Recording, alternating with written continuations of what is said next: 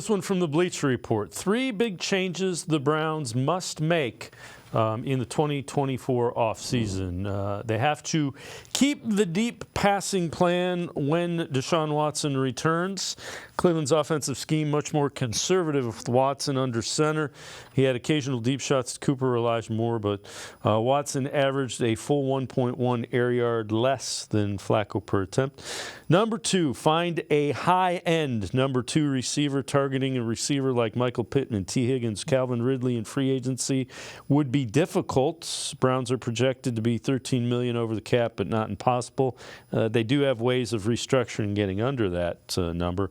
And also be a more aggressive in the draft. Cleveland could use more playmakers on each side of the ball, trading up for a prospect like Washington wide receiver Jalen Polk or Ohio State edge rusher JT Muamalo could help in those. I can't find fault with any of those, Jeff. When I look at those, I would agree with all of them.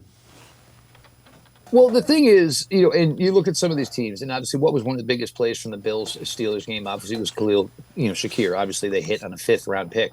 But the point is when you get to these games, obviously, these teams are trying to take away your best players. Amari Cooper was out there on Saturday. I think we all got to understand that Amari Cooper was not 100%, but he still, tried to gut it out, give it everything he had.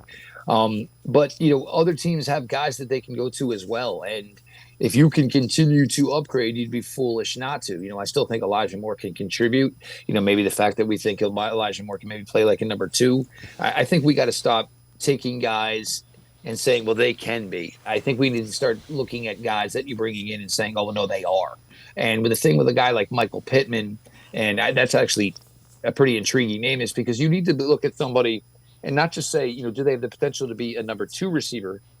Do they have the potential to be a number 1 receiver? Look, Amari is still great, but maybe next year the production starts slipping a level. You never know, when that's going to happen. But Michael Pittman with over 100 receptions this year for the Indianapolis Colts.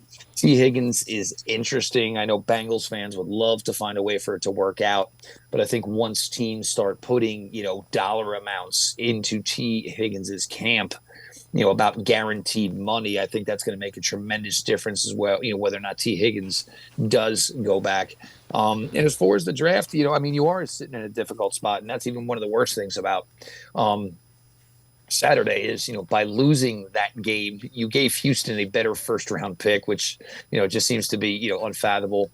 But yeah, you've got to hit, obviously. There's no question. And I think the Browns have done a pretty good job drafting. And it's really hard when you're going to start late 2nd round to say, to even think that maybe you're going to get a guy who can be a starter there. But, these guys got to get in here and be able to, hit the ground running a little bit sooner for Cleveland to keep this going. But Jalen Polk out of Washington, absolutely sign me up 110%.